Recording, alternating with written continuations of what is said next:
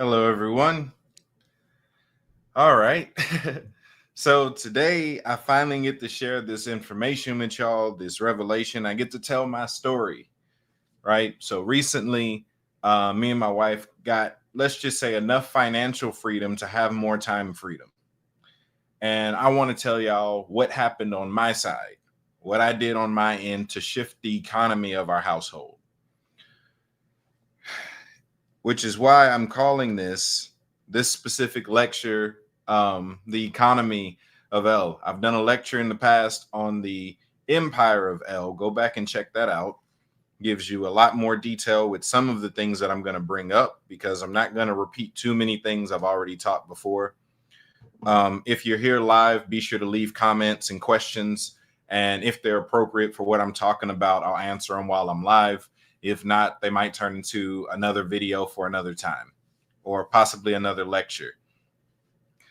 Before I get started, I'll say that I have a few courses coming up. I have a few books that are already out. You can find them on my website, caveofmystery.org.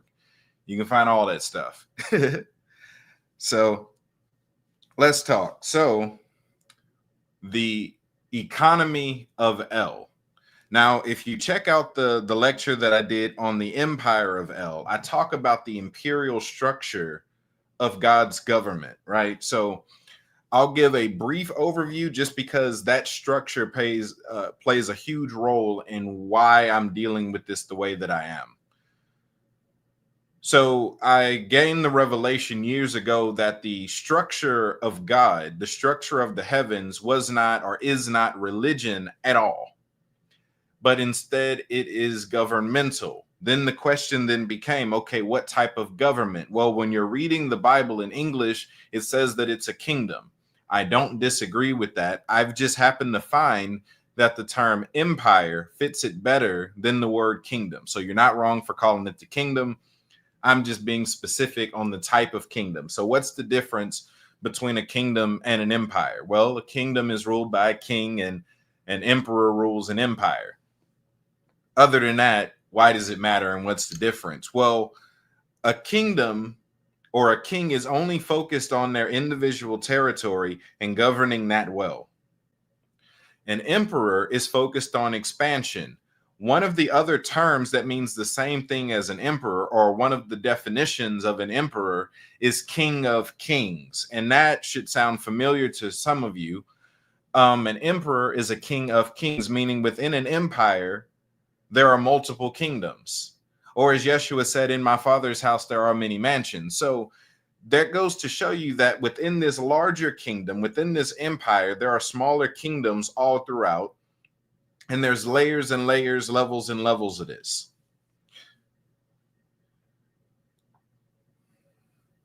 So in that lecture, I denoted that the actual empire, the Lord over that government, is the Father of heaven, whose name is El. And that his sons function as kings. In fact, the idea that we have around the ecclesia comes from the structure of the divine council, which was called the sons of El, where El and his sons, his children, his descendants would get together or still get together and they decide the fate of reality. And that was the blueprint, the heavenly blueprint behind our natural ecclesia. Now let's deal with this imperial structure a little bit. I promise we're going to talk about money. But let's deal with the imperial structure just a little bit. Like I said, the one who rules over the empire as a whole is the Father in heaven, whose name is El. Notice I did not call him Yahweh. Yahweh is one of the sons of El, and so is Yeshua. When Yeshua comes around, he teaches two things. He teaches on the kingdom, which is new. He didn't come as a religious leader. The religion came hundreds of years after him. He didn't come bearing religion or a message nor a structure of religion. In fact, most of what he did spit right in the face of religion. No, he taught kingdom. He taught government. Everything he did was very much governmental. So not only, right, one of the things that he focused on was the kingdom, the government structure. The other thing was the family, Elohim. he often said things like, I only do what I see my Father do. When you see me, you see the Father. And he specified by saying, my Father that's in heaven. He wasn't talking about Yahweh. That is a current misunderstanding that a lot of other mystics have and a lot of other scholars have, in that they assume that the father of Yeshua was Yahweh. And that's because they recognize Yeshua as Hebrew, which he was, the specific type of Hebrew. He was in a scene. And the father, right, the father of a culture is the God of that culture. So by default, with him talking about Yahweh and dealing with the Israelites, dealing with the Hebrews, dealing with the people in Judea or in Israel, it's assumed that he's talking about Yahweh, who is their God. But Yahweh is no more his father than David is. And the Bible calls him a son of David, but he's not actually the son of David. He's just in the lineage of David because he's a Hebrew. In the same way, that's how ancient cultures and ancient civilizations work. The deity of a region was considered the parent of that region. So they would often refer to their god or goddess as mom or dad. Yeshua was not the son of Yahweh. He just happened to be Hebrew. And Yahweh was the father of the Hebrews. But Yeshua specified, he said, my Father that is in heaven. Well, the Bible shows us that Yahweh wasn't actually in heaven. Tells us that he was traveling around on earth in a box, in a tent, the Ark of the Covenant and the tabernacle. He wasn't in our idea of heaven. He ruled over the heavens, that being the sky, but he wasn't actually in heaven. No, he's very much on earth. You even see, right, if Yeshua was supposed to be because there's a few ways they present it. Like he said, when you see me, you see the Father. You notice that Yeshua's behavior is almost completely different than Yahweh's behavior in the Old Covenant, in the Old Testament. Yahweh brings down fire and has his prophets empowered to where they can call down fire to scorch their enemies and burn up offerings and things. There comes a moment in the New Testament where Yeshua is being heckled and his disciples turn to him and say, hey, they talking trash. You want us to handle them? You know, we'll just call down some fire and scorch that. Just say the word. And he turns to them and he rebukes them. He calls them sons of thunder and says, don't you know what spirit you're of? Well, the spirit that they would be of by trying to call down fire is the spirit of the Old Testament. So if he's rebuking them for functioning in that spirit, he simultaneously cannot be that same spirit. We're going to talk about money, I promise. So I'm drawing a distinction. Yeshua and Yahweh are not father and son. They're brothers.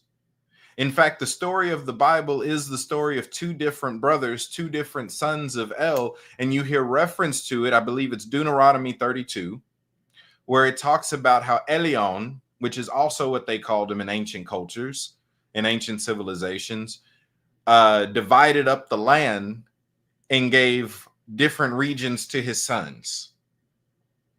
This is also referenced again in Psalm 82, where it talks about us being gods or being gods. This is the sons of Elion or the sons of El. The Bible is a polytheistic book. It does not take away the existence of multiple gods. What it argues is the importance of the other gods, specifically in the Old Covenant, in the Old Testament, from the time period that Yahweh, one brother, one son of El, is in control. He wants you to believe he's the only, and he's the most important, and he's the most powerful. Genesis 1 and 2 actually kind of spit in the face of the idea that there's only one God, because it starts with a plurality. In the beginning, God created the heavens and the earth. That's a mistranslation word used there is Elohim. That is plural. Anything in Hebrew that ends with im is plural. So if we were going to put that in English, it's in the beginning, the gods created the heavens and the earth. And then the way that it's worded following in this story gives more credibility to the fact that this is plural, where it says, let us make man in our image, the gods having a conversation about making humanity. So if Genesis starts off with a plurality, where then does the idea of only one come from? That comes from the reign of Yahweh, just one of the brothers. And there's many verses in the Bible that talk about them competing against one another. One such section of scripture is the story of Kings, First and Second Kings, where it talks about the story of Elijah, and he's contending with the prophets of Baal and the prophets of Asherah. Well, those are all Canaanite names. In fact, Yahweh itself is a Canaanite name. It's dealing with the Canaanite pantheon, and it's the actual presentation of that from a Canaanite standpoint is that these are different gods, all a part of a family battling for supremacy over the world. Not saying this one doesn't exist, that one doesn't exist, but just that they all exist. In fact, when Yahweh sent Elijah to handle the generals that were going to another nation to consult a different God, that was the reason why. He said, oh, you're acting as if you don't have a God here that can take care of you. Why are you sneaking over there to consult that God? He didn't say that that God didn't exist. In fact, in his own way, he caught himself in a lie. Because in one verse, it's there are no other gods. Then in that verse is, oh no, y'all have me. Why are you talking to those gods? Which goes to show you that they existed. It's just that in the minds of his people, he did not want to share while he was in control. So the story of the gospel is Yeshua switching us from one government to the next, right? Yeshua and Yahweh, two separate kings within the empire of El. They run their kingdoms different. I told you this is governmental. So if you're going by Old Testament, you're functioning under the laws of Yahweh. This is the way that Yahweh runs his kingdom, which means if you're going to function in that, you have to follow those rules. That was actually the reason why Yeshua came under the lineage and the power of Yahweh, was to give us a way out from that covenant, from that government. His evangelism was presenting us a better government to function by, and even showing us a greater government that we could be connected to. So, right, we're talking about money. I reached a dilemma, because this is something I've known for a few years now, but I reached a dilemma where financially I wasn't seeing the benefits. I wasn't seeing the fruit of this new switch, right? I wasn't seeing the manifestations of this revelation. And I'm going to the Bible, I'm looking at all these different verses that talk about blessings. And I'm like, why isn't this stuff working for me?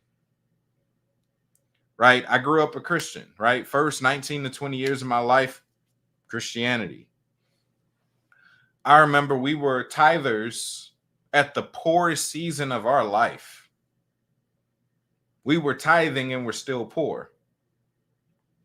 Things like that you start to notice. It's like, okay, if I'm supposed to be blessed when I tithe, where's the blessings, right? So I reevaluated. I took a moment to step back and really look at the actual blessings in the Bible under this new idea of it being an empire and different kingdoms having different laws. And I started to break things down. I'm like, okay, the Old Testament is pretty much the way in which the old kingdom operates. That's how Yahweh ran his stuff, which means if we're functioning in the new covenant under the way that Yeshua runs his kingdom, I have to put away that old stuff. That's a mixture that's causing me not to produce. Okay, so for example, you have the famous verse in Malachi 3, verses 8 through 12, where it's like, will a man rob God? And you say, wherein have you robbed me? And he says, in tithes and offering, you are cursed with a curse, for you have robbed me, even his whole nation. And that's off of memory. I grew up hearing that every Sunday at church, because I grew up in a church that believed in tithing. I stopped believing in tithing before I understood what I'm about to share with y'all. The reason why is that I understood that none of us have ever really experienced the actual blessing of tithing. What we experienced was the benefit of giving. Why would I say that? We don't tithe correctly. Tithing was not 10% of your paycheck. It was 10% taken out of the abundance of the people, given to the priests who were taking care of them for the rest of the year, right?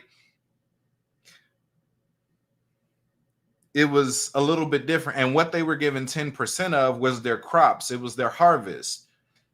It was actual resources that they were given. That's what the storehouse in the temple was. It was where they would store all the different resources that they were getting. It wasn't money. The priests didn't need money. They were given their resources direct. So I recognized early that we weren't tithing properly. Therefore, the blessing of giving 10% of my money wasn't applying. Again, when I was giving 10% of my money, because that's what I was taught, I wasn't experiencing a benefit from it. It wasn't working. We stayed poor while we were tithing. We were cheerfully giving, as cheerful as you can be while you're poor, and it just wasn't working. So what I was going to say is that verse about tithing in Malachi is the way in which Yahweh ran his government. He required people to give 10% to their priests, and the priest gave 10% of that directly to him. So when people weren't given the full tithe, they were directly robbing the God who took a tenth of that tenth. So it was the land, it was the property, it was the resources, it was all that stuff. It wasn't money though. Right? So that verse in Malachi is about how Yahweh ran his stuff concerning our finances. Luke 6:38 gives you the way that Yeshua runs his stuff. And this is give and it shall be given unto you. Y'all know that verse. I don't have to repeat it, right? That's New Testament. This is the way Yeshua runs this is the way he's running his kingdom. Give whatever you're giving, expect it back. And there's a lot in that about giving and expecting it back, but I'm trying to stay on topic. But just that fast, we see two different paradigms for how money operates because we're dealing with two separate kingdoms. Yahweh runs his one way, Yeshua runs his another.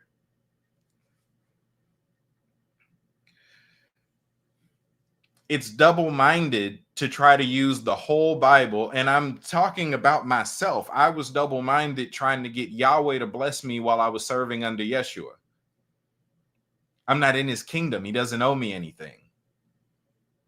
His blessings aren't for me. I'm in a different government. It's like trying to get government assistance in a country that you don't live in. So it's not that it wasn't supposed to work. It's that I was dealing with the wrong God. We're in the new covenant. So I had to break free of double-mindedness. Now, going back to what I was saying earlier, Yeshua preached about his father. His father's name is El. That's the emperor of the heavens. So I started to build a relationship. Forget the money. Let's talk about the relationship. I started to build a relationship with the actual Father in heaven that Yeshua was trying to introduce us to. So I'm talking and I'm building relationship. We're spending time together off and on, right? Let's say I'm inconsistent with how much time I'm spending with the Father because the Bible doesn't talk about the Father. I don't know how to engage the Father. I'm doing my best. I'm meeting with him. I'm spending time. I'm in his presence. We're having a few interactions here and there, but I can tell that we're not actually engaging. Because like I said, the Bible's talking about Yahweh and Yeshua, two of his kids. It's not really showing you anything about him.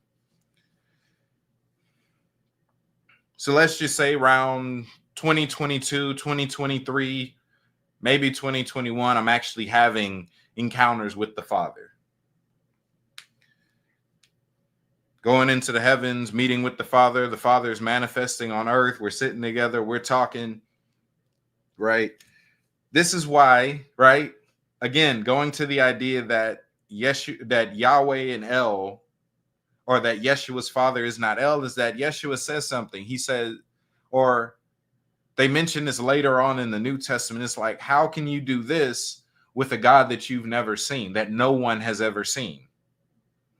Well, the Old Testament has experiences and it has records of people meeting with Yahweh. Moses did it. Exodus 33:11 talks about how he had a face-to-face relationship with his God. You have Israel has his name changed after a face-to-face encounter with his God. They're actually seeing this God. Isaiah, in the year that King Uzziah died, I saw the Lord, he was high and lifted up, his train filled. He's looking at his God. So we can't say that it's a God that no one's ever seen, while simultaneously having several verses about people seeing this God, unless he's talking about somebody else. So I had to pick a different father. Yahweh wasn't a good enough father for me. I had to go in and start building relationship with the father that Yeshua was trying to get us to know. Okay. So it was late October of last year. I'm jumping, right? Recent shifts, because I'm telling you how me and my household just got financially free within the last month. I'm going to walk you through what I did on my side, which changed that. So it was, let's just say, October 28th of last year. I have an experience where I'm in my prayer closet, I'm in my office, and I'm meeting with the Father, and I get in his presence, and he appears before me, and he begins to pour out this golden fire over me. That was a manifestation of his glory. This golden fire came out of his hands, covered my body, and to it, he started to tell me some of the things that he was actually imparting in that moment. So two major keys just to take away from that is that, oh yeah, there's health and wealth in the glory. So if you learn how to access the Father's glory, you get that. Now that was October of last year, right? Just fresh interaction. I'm like, okay, health and wealth is in the glory. I don't necessarily master this stuff the moment they tell me stuff. I sit with it, I learn it, I practice it, I bear some fruit in it, I get experience, and then y'all find out about this stuff. I'm not very trigger happy when it comes to teaching, where I just want to share all my stuff with y'all. Y'all find out less than 1% of what I actually do. So October 31st through November 3rd, me and my wife go to a business conference in Florida. It was called Faith Over Fear. And that pretty much the idea behind it, of why I even wanted to go, is that I'm sitting in a room with a bunch of millionaires telling you how they got it. And I'm sitting there, not a millionaire yet, saying, hey, they got something I don't. I'm willing to go and sit under some people that got something I don't have. Right? There's impartation just in sitting under people who are walking in more than you. Easy, right? So we go, and on one of these days, I don't remember which one, they had us do an exercise where pretty much you were to ask God, right? They don't know the stuff I know about God and God. They don't know none of that. So their exercise was just to ask God what your next step should be to move forward, right? And I had a short experience with the Father in there where it was a thin encounter, as in it wasn't too dense of an encounter, but it was real nonetheless, as in the Father didn't fully manifest himself in the room that we were in. Just enough for me to have this experience. And he appeared in front of me. And again, he had me put my hands out, and this golden fire trickled off of his hands and dipped over mine. And I was like, what are you blessing me for? What do you want me to do with this? And he said, write more books. He's like, as you write more books, they're going to carry this glory on them, and it's going to increase and increase. So I'm like, he's like, what I want you to do is start brainstorming different books. Allow this inspiration to kind of work its way through you. and you'll have a bunch of new book ideas. So I got a bunch of book ideas in one moment, and I started working on those books around that time. So even then, I was talking to him. I was like, I don't have money to publish these books. I'm like, books are expensive to publish. And he was like, don't worry about that. Just work on the books. Like I said, I'm like, all right, all right. So that's October, November, that whole span. Let's jump cut to much more recent, because that didn't shift our economy then. So around, let's just say May of this year, just a few months ago, I really started taking my relationship with the Father serious. I'm like, okay, I know this is the real Father. I know that there's greater blessings, because guess what? If this is the things, and I'm talking about Yeshua and Yahweh, and I'm like, if this is the things that they can offer me as kings, and that's powerful, right? How much more could the actual Emperor of the heavens offer me? I'm like, there is a difference between a kingdom level of work, a kingdom level of magnitude, a kingdom level of finance, a kingdom level of power. I'm thinking like this. I'm outside the box thinker. I'm like, there has to be more if I start dealing with the emperor instead of the kings. So I started spending more time getting to know the Father. Around this time, the Father appeared in my room. He came pick me up, right? And he took me to, let's just say, one of his palaces. And I remember when we got to this realm, there was a bunch of saints outside sitting in, let's just say, like a courtyard or a field, and they were having intense conversations with each other, sharing revelation. But we passed right past all of them. We went into his palace, and he sat down in front of me. And when he sat down, I began to really focus on the room that we were in. That there was gold and riches and all types of stuff all over the floor, to the point where I couldn't see an end of it. Completely infinite. And I'm seeing riches, I'm seeing power. Like, all of this is just in the floor. He didn't really have decorations up. It's all on the floor. So I'm looking around, and I'm going to wrap that story up because that's not the important story. I kept getting glimpses of that. That stayed in my head. I'm like, his floor is made of this infinite wealth. And then I started to think about Yeshua, right? He said, I only do what I see my Father do. I'm like, there's a coding, there's a impartation in watching them work. I'm like, how does he actually work? So I started going back and sitting with the Father and just observing him do nothing. I'm like, he's not doing anything. He's just sitting here on his throne, surrounded by all this stuff. But I'm not giving up. I'm looking and I'm paying more attention. I'm like, what's really going on? I'm like, let me observe the consciousness that he's operating from. It's rest. He's beyond desires. He's living in such a state of, I have this already and I don't need anything, that he is motionless. He doesn't need to act anymore because of the level of rest that he's in. And that reminded me, I'm like, okay, the emperor functions through rest. I've been teaching kings function through joy.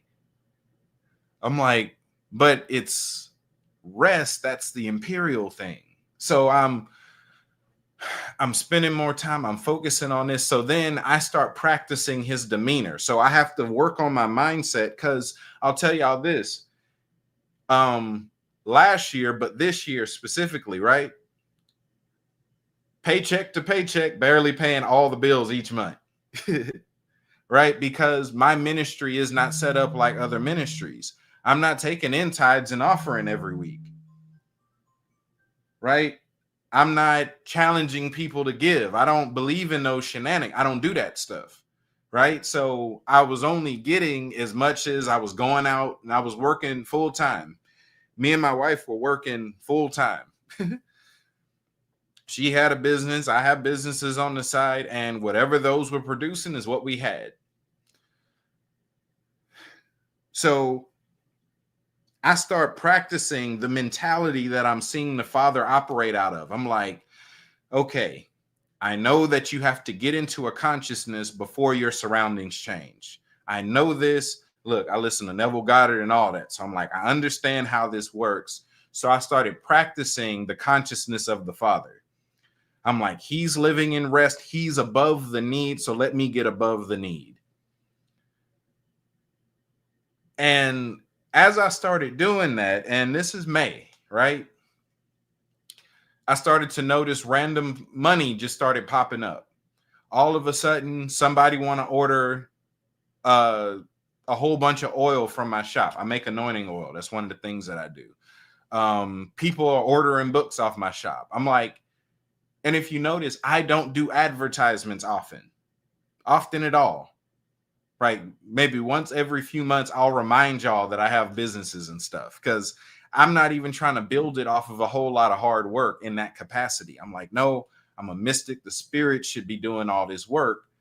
So I'm focusing on that. I'm like, okay, but I'm noticing this whole time I've been engaging the Father in this capacity, just by changing my consciousness, I'm noticing more and more money finding its way to my bank accounts.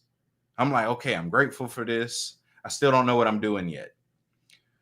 So then I remembered, I'm like, okay, Yeshua has a way that he likes to be worked with, which is different from the way that Yahweh likes for us to work with him if we're working with him.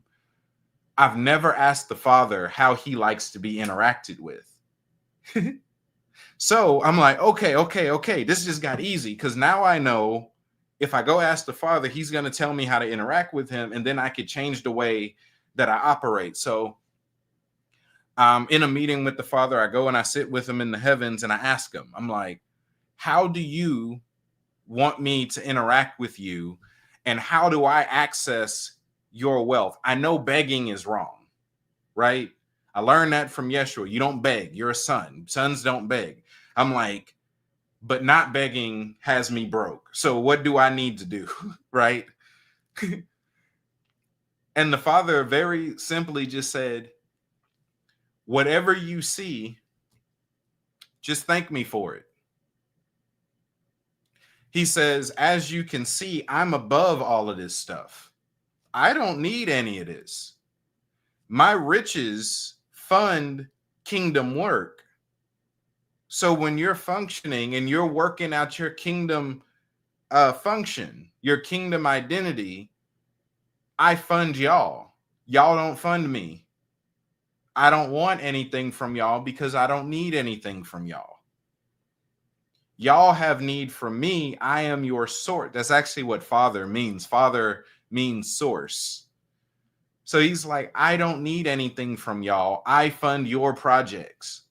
So all you need to do is thank me for the things that you see. Not just thank in general, oh, I thank you for this, I thank you for that, I thank you for this. But he's like, you come here, you get familiar with what you see around me, and then you thank me for it, and it'll start to pop up around you.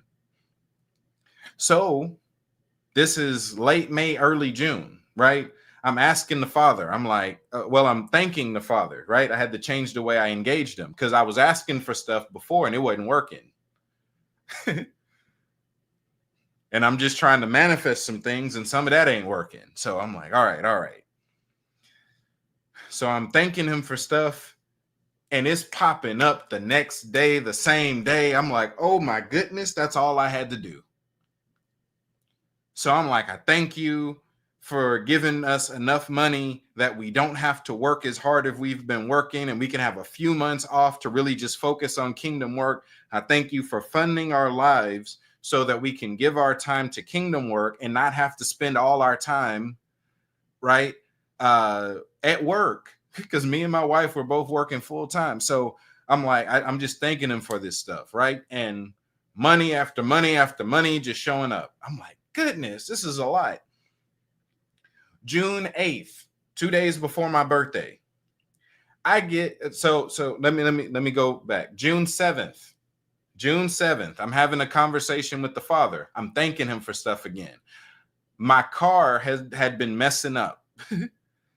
My car needed work. I'm like, I think I need some new tires. My car started doing this thing where it thought it was on a hill and would start messing up while I'm driving. It would like cut traction control on and start messing with the way that it was a lot going on with my car. My car needed to go to the shop. So I had just seen over the past, let's just say week and a half, that me asking the Father for stuff that I know he has, it manifests. I'm like, he got the money to fix my car and fix the situation I'm in. So I ask him, I'm like, this is June 7th. I'm like, could you fix my car up, fix this situation with my car? I think is how I worded it. I'm like, either give me the money to get it fixed or whatever you want to do about that, but fix this vehicle money situation, right? I know you got it. So I thank him for that. I'm like, thank you for fixing my car situation. The next day, or actually, it's that night, Pastor Daniel Thornis, me and him work together. He asked me to speak for him randomly, right? Turns out he ended up sick. He needed a fill-in. So I go up there. I'm ministering that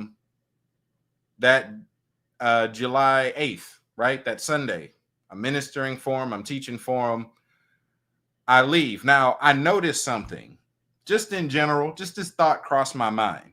I'm like, it seems that something weird always happens with my car when I'm leaving here.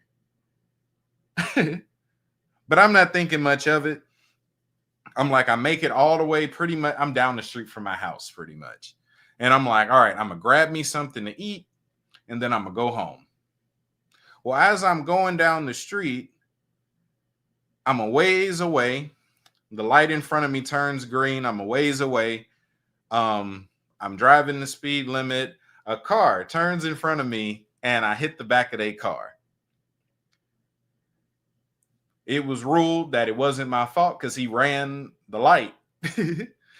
I drove off, got my food, went home. My wife came home shortly after, told me my tire was popped. I'm like, well, now I can't drive my car. I was a delivery driver for the last several months, which meant I don't make money if I don't go drive and make the money. But in my head, I'm going, I just asked the Father to fix this, so I think I'm gonna be good. I just asked him yesterday to fix my car situation, and now it's total. So now I just got in an accident. So I'm like, either he's gonna give me my car back and I get it fixed for free, or he's gonna total my car and I get all that money back.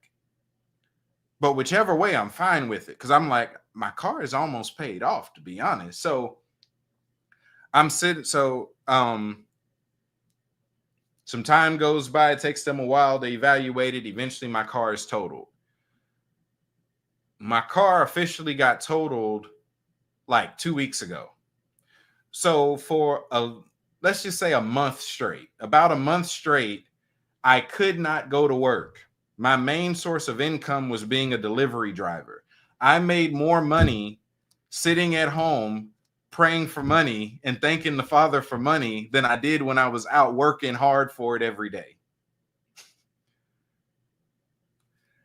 Hundreds and hundreds and thousands just kept showing up. And again, I never told anybody, one, that we were struggling financially, nor did I tell anyone that I got in an accident and lost my car. I didn't tell anybody anything because I knew out of sympathy, if I shared that, enough people like me that people would give me something if I said something about it. I was like, no, I'm challenging the Father. The Father says I just need to ask him. I just need to thank him and his mind. So I went about it that way. I'm like, all right, I thank you for more money. I thank you that not only are the bills going to get paid, but we're going to have so much money in the overflow. We're going to have months and months worth of money so that neither one of us have to work because my wife was still working. I couldn't work, so I was at home. Like I said, they popped my tire, so I couldn't drive it, and I'm like, I'm not going to pay to get my car towed so I can get a tire and try to drive it. I'm not doing all of that. No, I'm just going to wait this out. The Father said He's going to take care.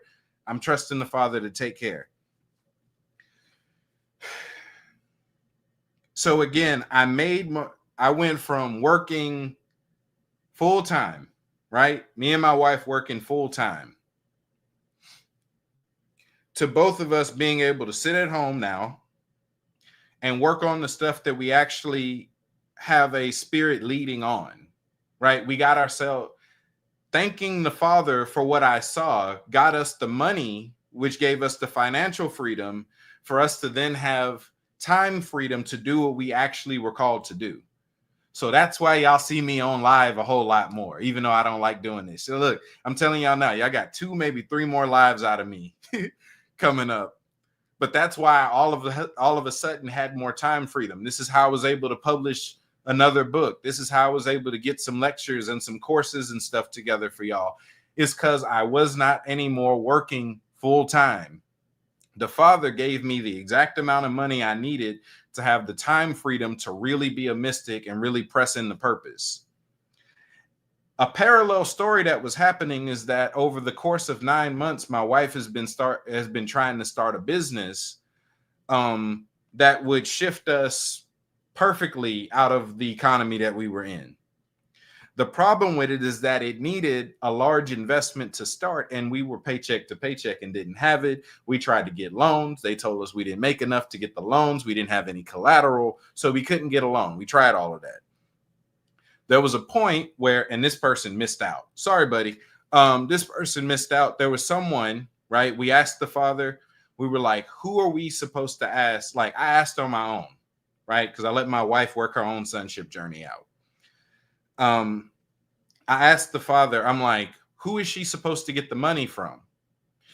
And he says, this person. I'm not going to say that person's name because I'm not trying to embarrass nobody, but said this person's name. I'm like, okay. And I'm like, are you sure? Because they kind of hard to work with, if I'm being honest. I'm like, I love them, but they hard to work with. And the Father said, that's who she's supposed to get the money from. And he even told me, he's like, I want to bless them through y'all, and this is a way for me to do it. I'm like, okay. I don't tell my wife I have that conversation. I let her work it out, right? She eventually asks the Father who she's supposed to get the money from. The Father tells her the same person, and she goes and asks this person. This person started to ego trip and all types of stuff. Made our relationship awkward.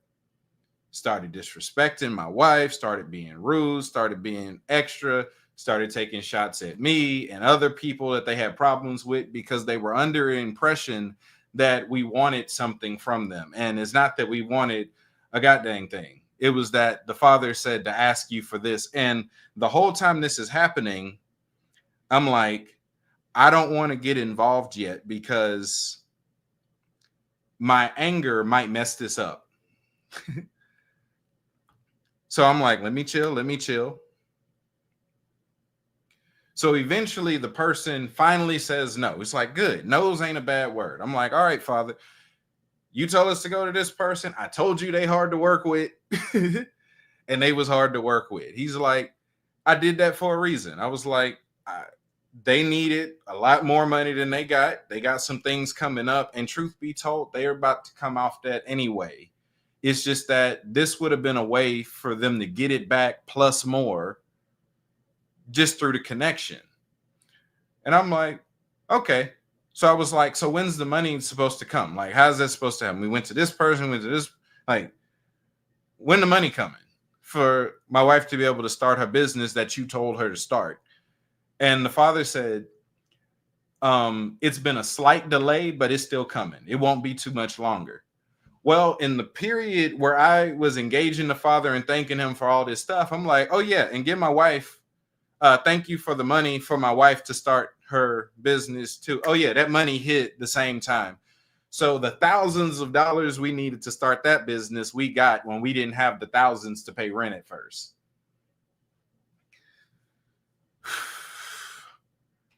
I got a better Father. Yahweh wasn't a good enough dad for me. I went to his dad, and his dad take good care of us. So that is what happened on my end concerning how me and my wife got financially free enough to actually start doing what's in our purpose, what's in our assignment. I started thanking the Father for stuff, literally. And like, it was almost a joke. I'm like, I'm scared to go back to work. I've been making more money sitting at home praying for money than I was when I was out working hard for it. I'm like, I think I just need to stay at home and pray for this money. And that's really what I've been doing. And more money has continued to come. We haven't lacked anything.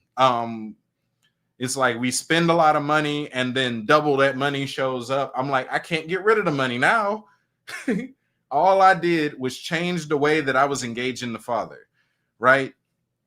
I'm just like, begging ain't gonna work. That's Yahweh stuff. Yeshua teaches it one way. I'm like, that's great. But let me go beyond both of them and talk to their dad, because he has a way of operation and he funds. So how would I say to get free financially? One, understand your imperial identity. Understand who you are as a king in the heavens. Find out what that operation is, what your dominion is, what your jurisdiction is. Begin to work from your identity, and then thank the Father for the resources to do that kingdom work. I'm telling you, he has more than what you can imagine. He can't run out.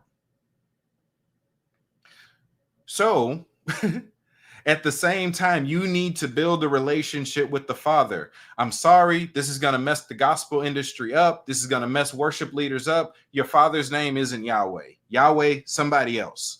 Talked about that earlier. Your Father's name is El. Your Father's name is Anu. Different cultures call the Father different names. The Hindus call him Brahma. That's why Abraham was named Abram. He was named after Brahma. Different story, right? But you start to build a relationship with the Father. You start to look around and see what's around the Father. You then just thank him for what you're able to see, and it just pops up. That's not hard, is it?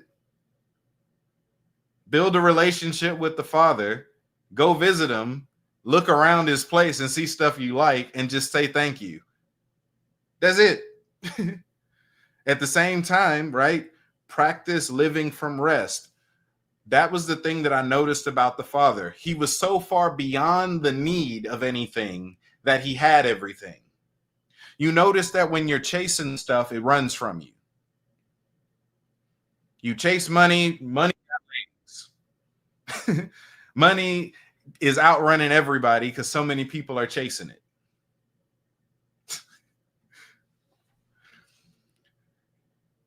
What I learned from the Father is that when you decide you don't you notice that in general, is that once the desire for a thing ends is when it shows up?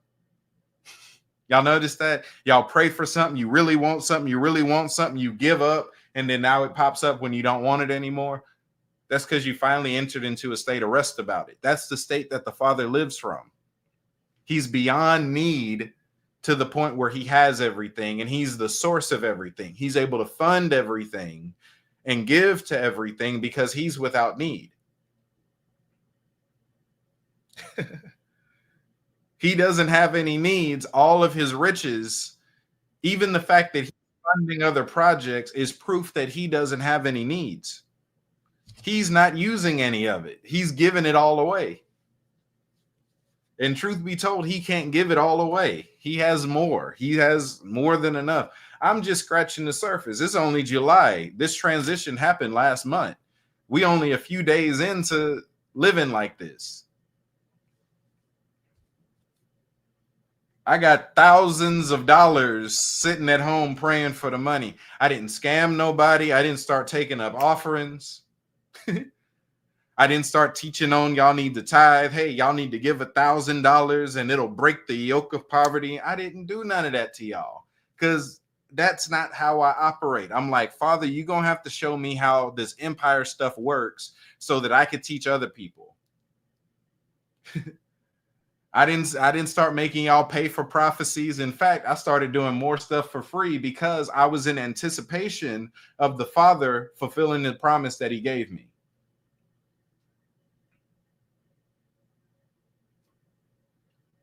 Ooh, I saw a good question. He said, "Do you think that we will see the stuff that we need or just random stuff, but still helpful for the things we need?" You'll see what you see. That's why I was super vague about what I actually saw. I was like, yeah, I saw riches, I saw glory. There's some specifics I saw, but I don't want to spoil that for y'all because y'all have the same access to the heavens as I do. I'm not special in that regard. So when y'all go and y'all sit with the Father, y'all go in the heavens and see him, and y'all actually look around his palace and y'all are looking around his specific throne room. I'm like, oh, you have all of this here. So if I need any of this, I just say thank you and it pops up. Cool, cool, cool.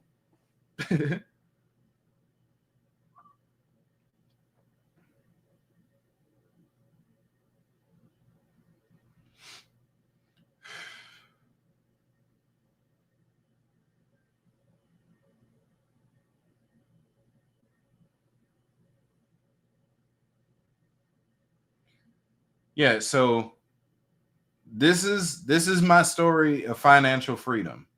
Because now that my wife has her new business, we're actually on course to millions. Because I learned, like, I heard a bunch of things that I never wanted to get in agreement with. I heard things like, in order to make a lot of money, you have to sacrifice being able to talk about the things you care about, right? They're like, don't be political, that runs people off. I'm like, well, if I have to pretend I don't see evil in the world to make money, I don't want it. Y'all can't buy me. I've been that way. I'm like, if you can buy me to shut up and not speak against evil, I don't want that money. That ain't good enough. I'm like, no, the Father has to be good. In fact, right, a part of the story I left out. This is what actually got me to think like this, right? It was a month ago, maybe two. There was a situation where this racist lady called this black kid the N-word at the park, and in one day they raised $500,000 for her. That made me so mad. I was like, really? All she did was be racist, and she got $500,000 for that. And what came to mind first was the wealth of the wicked is laid up. I'm like, well, this is definitely an example of wicked wealth. So I started thinking of ways that I, of my own ideas, could actually access that wealth. And the Father said, right, he heard me thinking and he hopped in my thoughts. I wasn't having a conversation with him. I was plotting.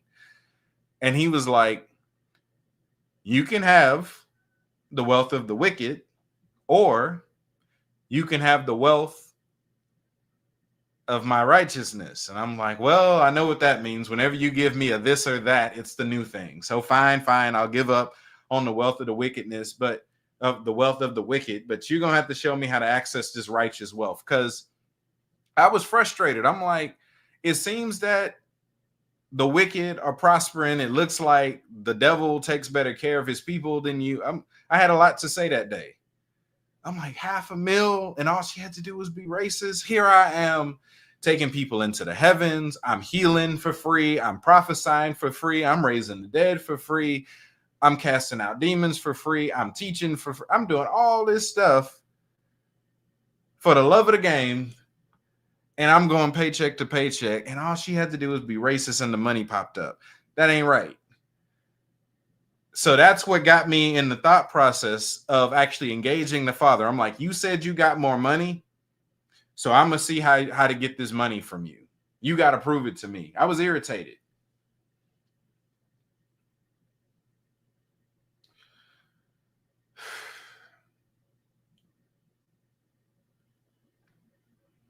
So I'm still sticking with my brand. I'm not a complicated mystic. I don't believe in giving you 90 exercises that are super complicated, and if you mess up, you got to start.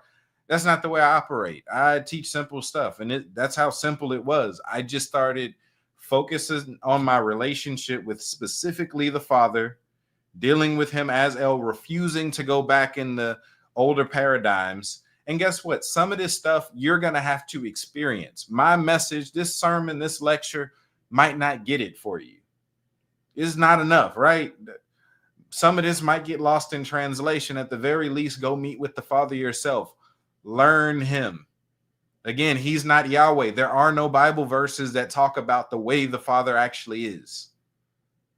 The Bible doesn't talk about our actual Father. It talks about two of his kids, Yeshua and Yahweh.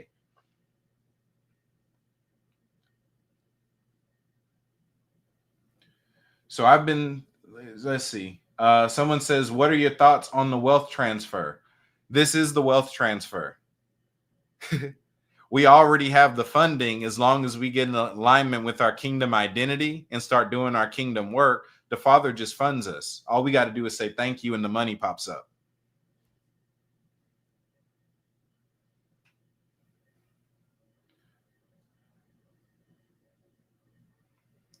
I like that. My wife said the truth of wealth is to be the voice you were created to be. It's that easy. You be who you were meant to be and let the Father fund that project. He's the one that commissioned the project. He's the one that wrote on our scroll in eternity and decided what we were meant to do in the earth. He's just paying for you to do what he wants you to do anyway. He's funding the project, because that's how I talk to them. I'm like, okay, you told me to go do that. I'll do it. You need to pay for it. If I'm obeying you, you need to make sure the means show up. I'm like, I don't have it, but I'll say yes. I'll do it. You need to get the money, though. So I was told things like, in order to move in wealth, you got to be heartless. You can't look out for nobody. I'm like, no, I don't want to be selfish. I actually like taking care of people. I like seeing people's lives change. I want to be able to pour into my communities. I want to be able to, be a lot more charitable than I can. I hate passing homeless people and I don't have the money to give them. I'm like, look, if I give you money, we're going to be sitting here together tomorrow.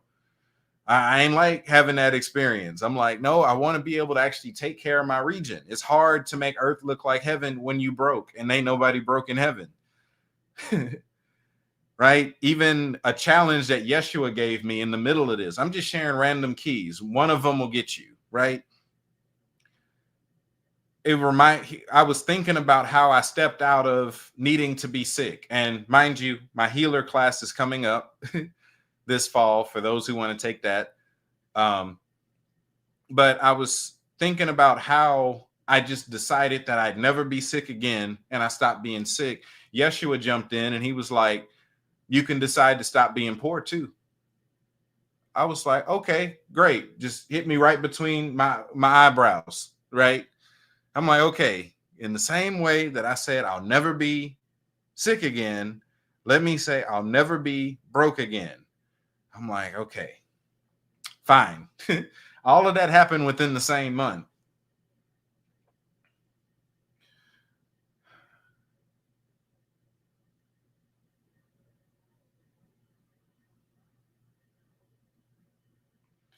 Let's see. You said that in another video that Michael was now in charge of the earth. I may be mistaken. Are we to try to engage him too? Not in this capacity.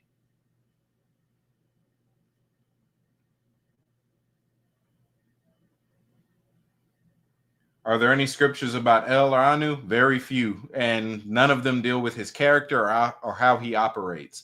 A lot of them, in reality, are verses that are now about Yahweh, where they just swap the names. I was inspired years ago by Apostle Matthew Stevenson. He was given a message, and I go listen to this message every now and then because it's still great. The name of the message, if y'all want to find it on YouTube, is called "Is Saul Among the Prophets?" And in this message, he said something that stuck with me. He was like, the gospel is supposed to be good news, right? He's like, if I'm homeless and I'm poor and you come up to me talking about the streets of heaven are made of gold, I will shoot you, because that has nothing to do with the situation that I'm in right now. The good news to the poor is that you don't have to be poor. The good news to the sick is that you don't have to be. right? This is the gospel in operation. I don't have to con nobody out of no money. I don't have to lie to fit in. I don't have to bite my tongue. I get to tell the truth and still make money. I get to speak against y'all president and still make money. I get to do all the things, right? I get to speak against racism and still make money. That's the stuff they say you can't do. I get to take care of people, help people out, and still make money. I was giving other people money when I didn't have it because I knew the Father was about to give me more. I was like, I can't act like, I'm like, nope, can't think and lack like that. I know the Father is sending me this money so they can have it. I'll have more than enough pretty soon. Either today or tomorrow, this money should be coming in. It's literally like waiting on a paycheck, is how I can describe it.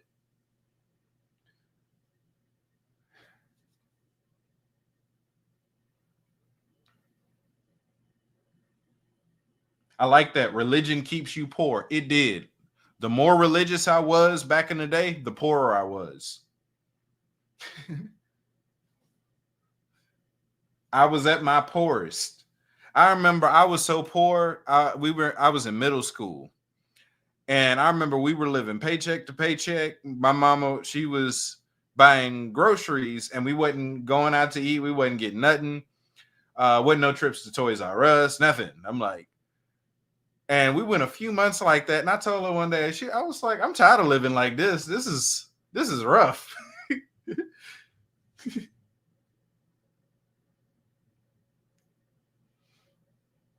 And we still laugh about it now. Even my parents benefited from this recent change, right? As I was working through the early stages of just working with the Father, I was like, all right. My dad, I'm like, me and my dad have had a history, but we on good terms these days. My earthly father, I'm like, my father has a project that he's been trying to do. There's a school he's been trying to start. Give him the money for it. My father got the money for it. It's like 90,000 or something like that. Money that you couldn't fundraise for. I'm like, there we go. Right? I was like, thank you for helping my dad. Thank you for helping my mom out. Both of them got random money. I'm like, oh, I get to give money away because it ain't mine. This is money and he ain't running out. The problem that most of us were having isn't that we didn't have a lot of these words together, is that we were trying to get it from the wrong person. Y'all were trying to get this stuff from Yahweh, or y'all were trying to squeeze it out of Yeshua. Yeshua never told you to ask him for no money. Yahweh had a different operation. Yeshua in his own way said, go ask my daddy.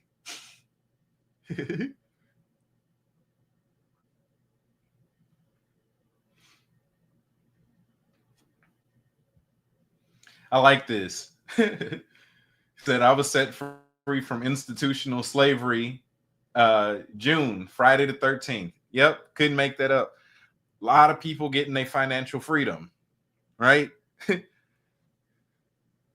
that's how it feels when you working and you hate what you're doing. You hate how you have to do in order to work, and you surviving. I got tired of surviving. I know survival, like living in a state of survival, is not healthy for us. I grew up poor. I never wanted to experience that stuff again. I got comfortable, but then once you start doing kingdom work and it's time to fund projects, like an example of this, originally, my conference that I did, right? And y'all can see in the footage, even at my conference, I didn't even take an offering up. I didn't even take a special offering. I was like, okay, let's give. I'm past but I didn't even do that to y'all, right? And the whole conference, all 4 hours of it is on camera. I didn't take up an offering. I had to pay in the middle of me not being able to work. I paid for that building, which was over $1,000 for us to use that building for that day. That was money I didn't have, but the money showed up anyway. And I had more money on the flip side of paying for that than I did. I couldn't have worked for that much money. That's what I'm trying to say. I stopped working hard and I started letting my mysticism work for me. I like this. Don't silence your voice to get money. Your voice will bring your provision that's meant for you. Absolutely. I made up my mind early on that I was never going to pretend to be somebody else. I'm going to take all the blessings and all the curses that come with being me. So if that means I lose out on opportunities because I'm not tap dancing, I'm not a tap dancer. So it couldn't have been for me. If it requires tap dancing, you got the wrong person. Wrong mystic. Sorry. If you trying to pay me off, hey, wrong guy. I don't really operate like that.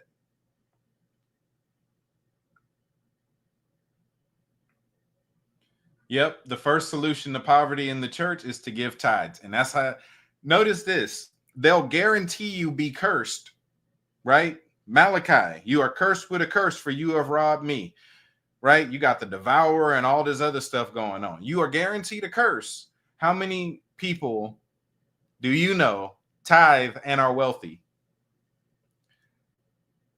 If tithing worked the way they tell you, everyone who tithe would be wealthy. All of us would be seeing that benefit, and most of us don't.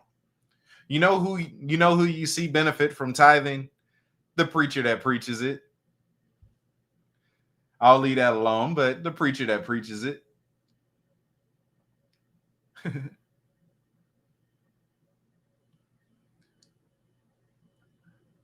Debt free is loading. Yeah, like I got to, my car was one of my few debts. I'm trying to leave the country next year. So one of the things we was working on was not having any debts when we left. And I remember telling my wife, I'm like, something I had to learn is don't focus on how it manifests. Just make sure that it does. Decide that it will, and it'll show up however it has to show up. A lot of us in many areas of our life get stuck on how we want something to happen versus on that it happens. Think about it like this. Story in the Bible. Elijah he's in the middle of a famine that he caused. He still gets food. How? Birds came and dropped him off food. He didn't care how the food got to him. He cared that it got to him. Some people, and this has been my experience even when it came to doing miracles and healings and stuff like that, is some people would not let me pray for them because they didn't want me to be in their story. They wanted someone else to be in their story, and they get to say, this person prayed for me and it worked. They want to control the how instead of the that. I want to be healed, but I want that person to lay hands on me, and that's how I'll get it. I want this breakthrough, but I want it to happen this way. Well, you might be fighting forever for it to happen that specific way. Focus on that it has to.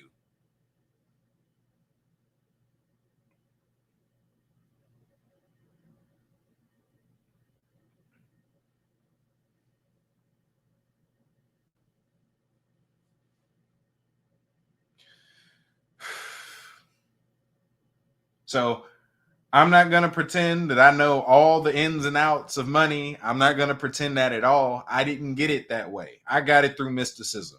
So for those of you who want to get it, how I got it, this is how you get it. Spend time with the Father, talk to him, go into his realm, get to see what you see. There's all types of stuff there. I'm saying it that way because I want to convince y'all to go meet with the Father and see what's actually in his realm.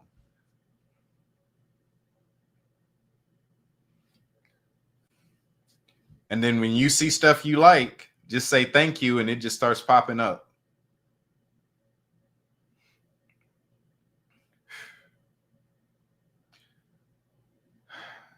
So, I'm gonna do some announcements and give y'all time to ask questions in the comments as it pertains to this. Y'all, please be on topic. So I'm gonna give y'all time to ask questions if y'all have them.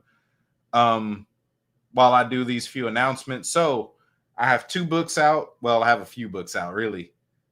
Fullness, Guide to Sonship and Mysticism, teaches you how to walk in sonship and how to actually live a supernatural life, how to have a spirituality that actually works. I grew up in a place where things happen, and whatever happened was the will of God. People was dying, God did that. People was broke, God did that. I ain't like that stuff.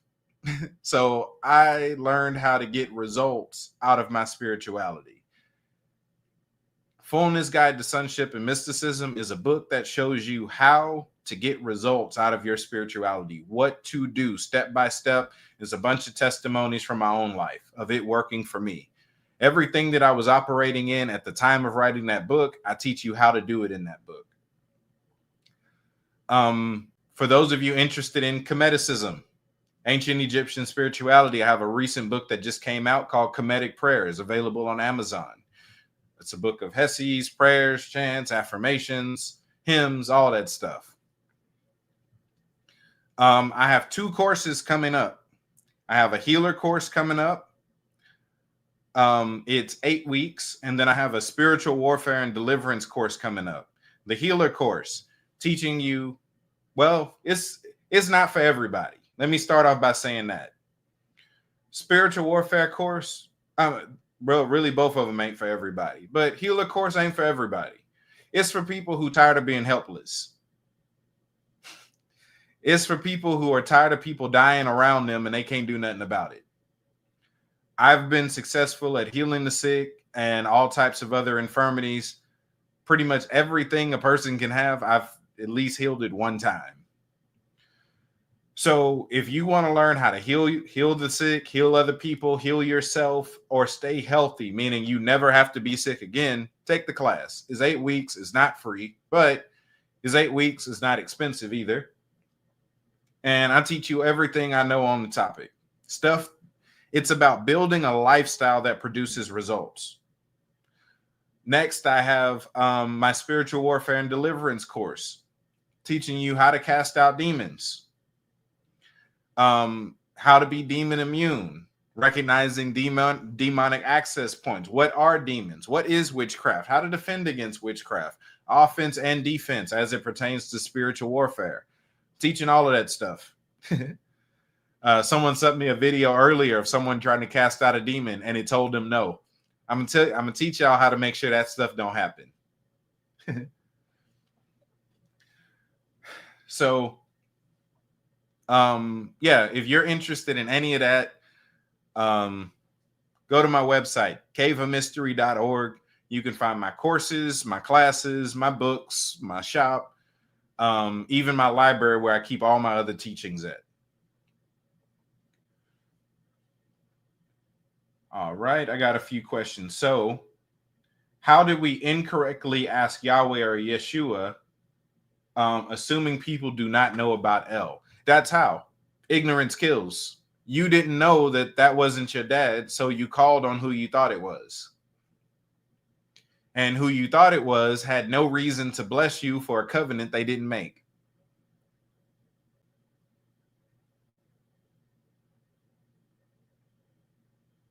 Certain things got lost in translation. People did the best with what they had, but it wasn't enough. Sometimes the best ain't enough. Sometimes you need something that works.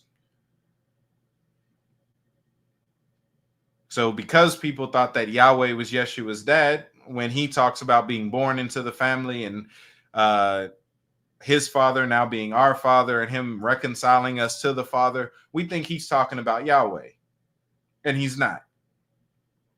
How would you say we meet the Father? Go into the heavens.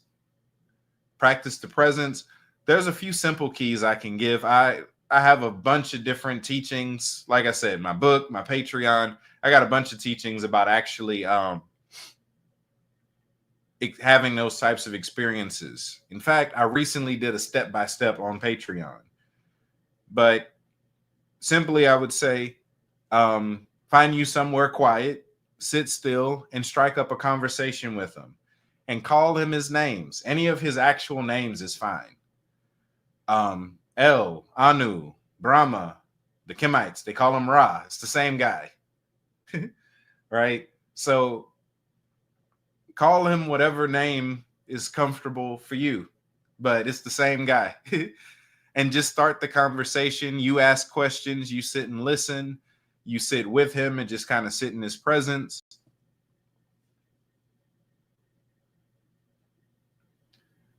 Let's see.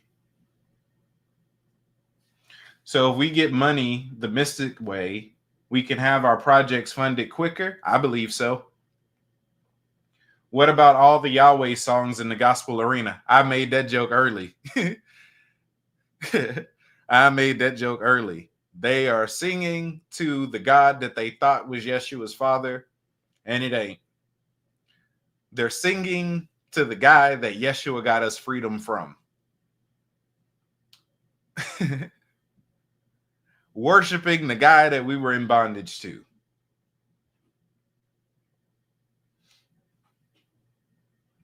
It's an unfortunate truth, but hey, we don't get better if nobody tells the truth. So look, I would like to see songs about El, Anu, right? You know, make some songs about the actual father. Might be hard, but hey.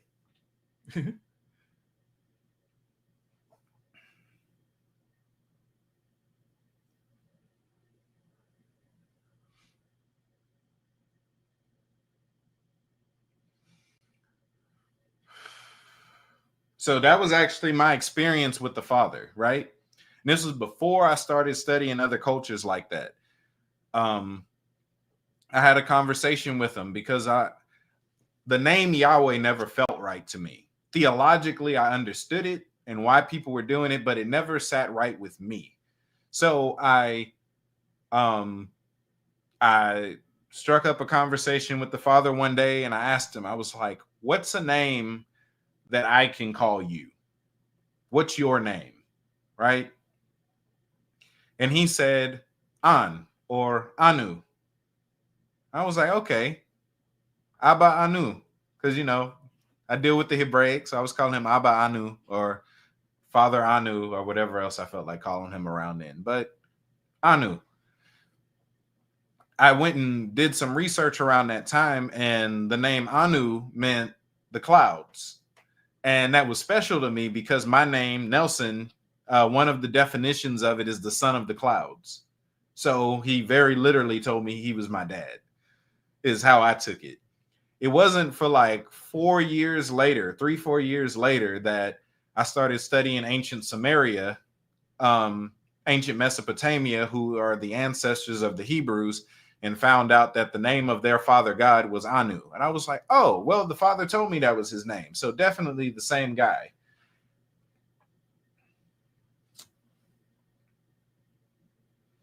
So do we have to see the father's riches? I would recommend it. It's a visual experience. The more you can experience it, the more you know to ask for. Because all I'm talking about is money. I promise you there was more stuff there than money. He even have his own set of spirits that operate around him. I did a session on that on Patreon. Y'all go join the Patreon. But yeah.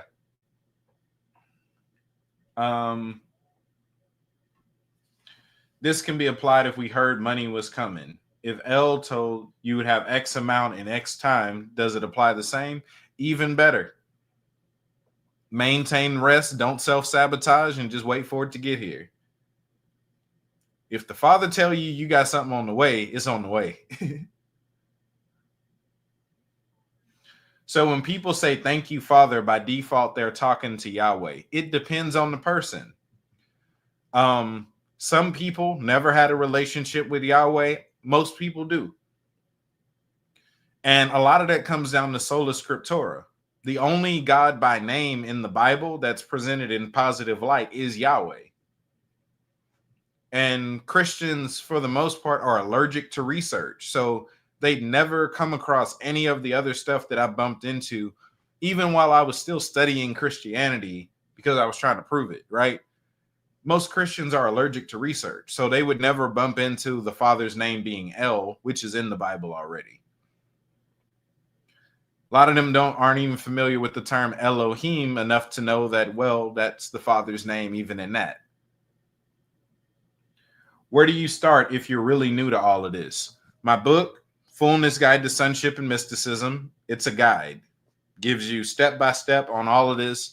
The other thing I would recommend, I have a free playlist on YouTube called Sonship and Mysticism Basics. Just start to incorporate that stuff into your life.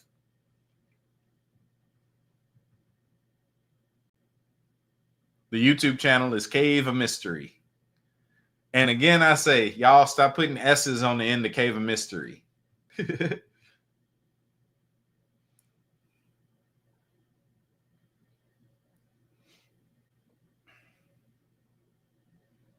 Also, I have a bunch of step-by-step stuff on my Patreon. But a lot of y'all, I know, some people don't have money. My Patreon isn't but $10. But I have some free stuff available on YouTube. All right, y'all. So I'm going to wrap up. I think I've gotten through everything that I needed to share with y'all on this topic. So yes, I'll say it again. Yep, Cave of Mystery, spelled just like that. So this is what I'll ask y'all for in return, right? I'd ask for a tithe back. 10% of what y'all get from practicing this, just send me a thank you back, a financial thank you back. I don't want all y'all money. Just give me once it starts manifesting. You don't have to send me nothing to activate this. You just got to practice it. Right? When you start seeing manifestations of this, send me 10% just to say thank you. That's a good deal, right? Which means if nothing works, you're not out. You know different. You didn't spend a bunch of money and then it don't work. No, send me a thank you when it worked.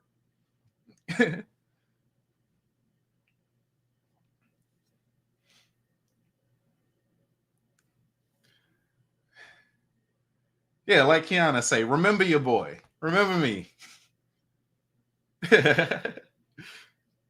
So again, y'all, all the places you can connect with me on caveofmystery.org. You can find my teachings, my trainings, my catalog, my classes, my books, my shop, all of that stuff. So, yeah.